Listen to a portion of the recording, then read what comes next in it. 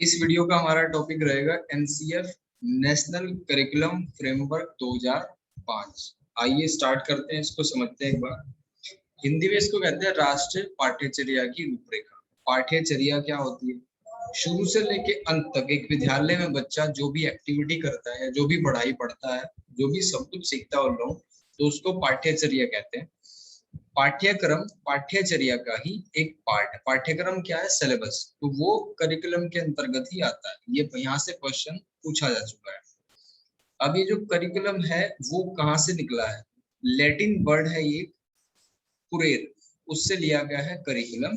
उस भाषा में इसका अर्थ होता है दौड़ का मैदान।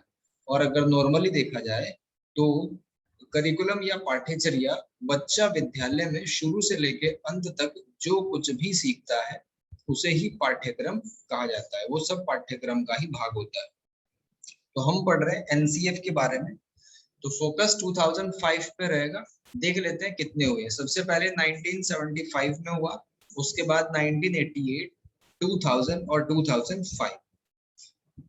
वीडियो को आप अंत तक देखें और उसके बाद एमसीक्यू का जो मॉक टेस्ट हमारा है वो भी लगाएं। आप अपनी नॉलेज को टेस्ट करें, आप देखें कि कितना यूजफुल है आपके लिए। ये जो नोट्स हमने प्रिपेयर करे वो कितने यूजफुल है। अब एनसीएफ ये है क्या? एक बड़ा डॉक्यूमेंट है। अब उसमें क्या क्या बातें कही गई है? एनसीएफ 2005 जो नाम का एक डॉक्यूमेंट है, उसमें क्या क्या कहा गया है। अब यहीं से सारे क्वेश्चन आपके क्लियर होने स्टार्ट हो जाएंगे। विद्यालय शिक्षा क्लास 1 से लेकर 12 तक का अब तक का सबसे नवीनतम यानी कि लेटेस्ट दस्तावेज है, डॉक्यूमेंट है। ठीक है, जिसमें विद्यालय में बालकों को क्या पढ़ाया जाए, कैसे पढ़ाया जाए, और जितनी भी एक्टिविटी मतलब सारी चीजें जो होती है वो इसी के अंतर्गत आती है। अब इसका ओरिजिन क्या है? उत्पत्ति कहाँ से इसका आइडिया आया?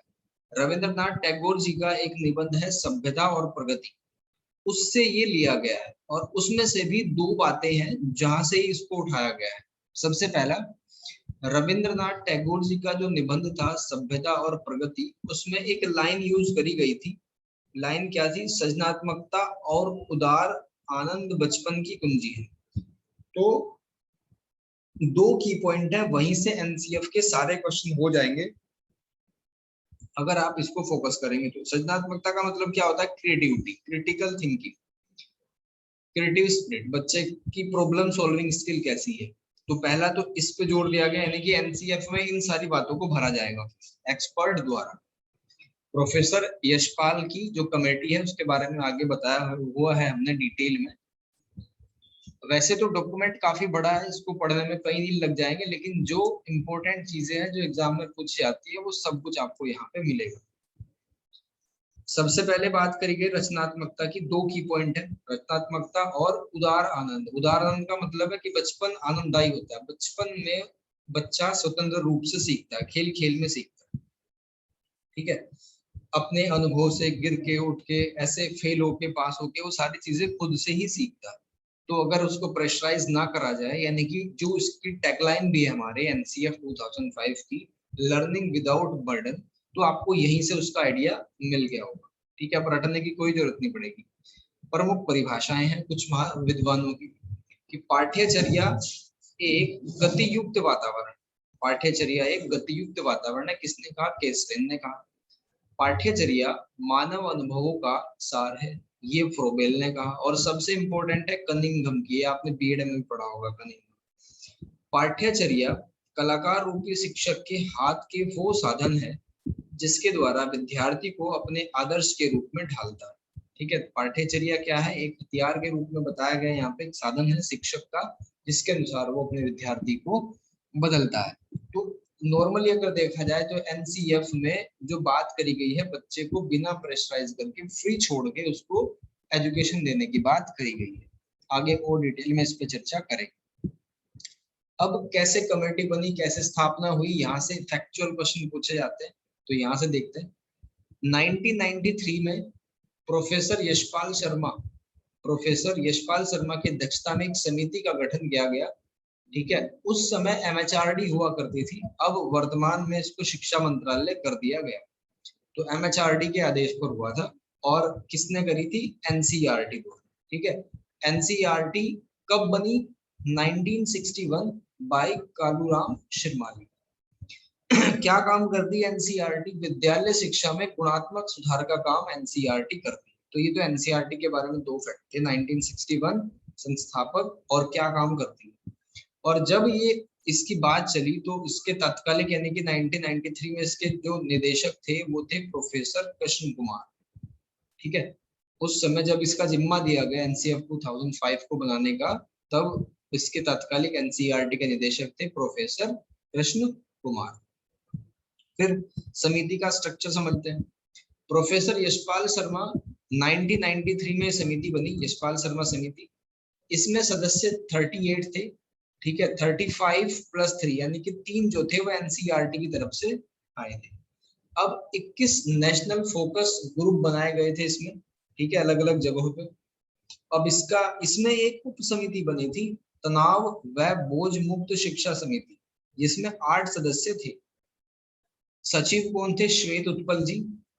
भाषागत अशुद्धियों को दूर करने का काम किसने किया? नामवर सिंह ने करा था। ठीक है, तो यशपाल शर्मा समिति के सचिव का नाम आपको याद रखना है, श्वेत उत्पल जी। और भाषागत अशुद्धियां जो उसमें थी उनको दूर करने का काम नामवर सिंह जी ने किया। सबसे पहले 17 राज्यों में, कितने राज्यों में लागू हुआ? 17 राज्यों में हुआ। और इसकी पहली वर्कशॉप एनसीईआरटी दिल्ली में हुई। एनसीएफ 2005 का अनुवाद संविधान में 8वीं अनुसूची में दी गई। ठीक है, 8वीं अनुसूची में दी गई 22 भाषाओं में किया गया। कितनी भाषाओं में? 22 भाषाओं में किया गया।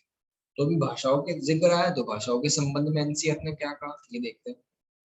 तो इसके अंतर्गत 9 भाषाओं का कुल जिक्र हुआ है। ठीक है, मातृभाषा में शिक्षण की बात करी गई कि बच्चा अपनी मदर टंग में सीखे, उसको फोर्स ना किया जाए। समावेशी वातावरण में सीखे।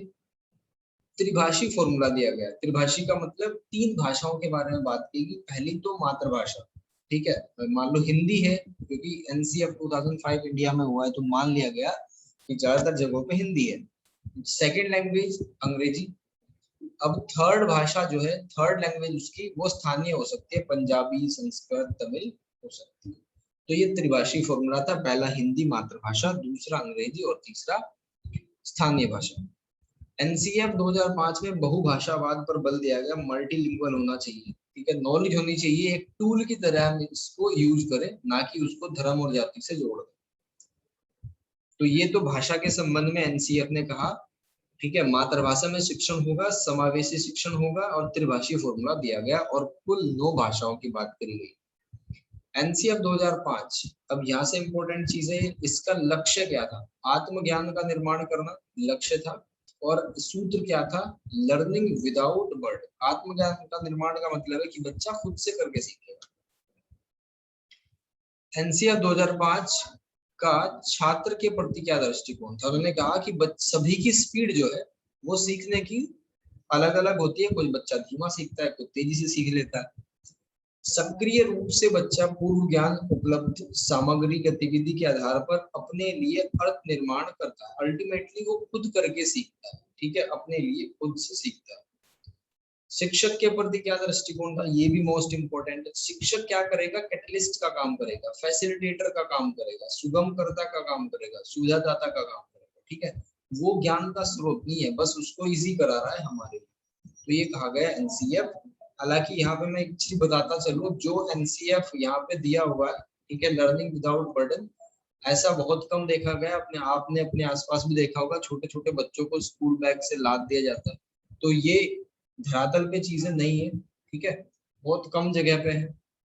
तो ये भी आपको ध्यान रखना है क्योंकि इतनी बड़ी कंट्री है, इसमें अप्लाई करना बहुत मुश्किल है इन चीजों को एक साथ। एनसीएफ 2005 के गाइडिंग प्रिंसिपल, मार्गदर्शी सिद्धांत क्या क्या है उनको देख लेते हैं। सबसे पहला, ज्ञान को स्कूल के बाहरी जीवन से जोड़ना, connecting knowledge to life outside. जो उनको सिखाया गया है वो कहाँ कहाँ पे काम आ रहा है, उन चीजों को जब बता के उनके जीवन से कनेक्ट करके जब पढ़ाया जाएगा तो वो लॉन्ग टर्म तक उनको याद रहेगा। कभी आप भी खुद से देख सकते हैं, जब टीचर ने आपको खुद की लाइफ पे आधारित कुछ चीजें बताई होंगी तो वो आपको अब तक याद है। सेकेंड, पढ़ाई को रटंत प्रणाली से मुक्त करें, to shift from rote method. ठीक है, रटंत प्रणाली से उनको मुक्त करा जाए पढ़ाई, ठीक है, उनको सिखाया जाए, मतलब 3D ना बनाया जाए। पाठ्यचर्या पाठ्य पुस्तक केंद्रित ना हो, वही बात है कि book curriculum go beyond text, ठीक है, उनको नॉलेज दी जाए ना कि बुक्स रटाई जाए, ठीक है।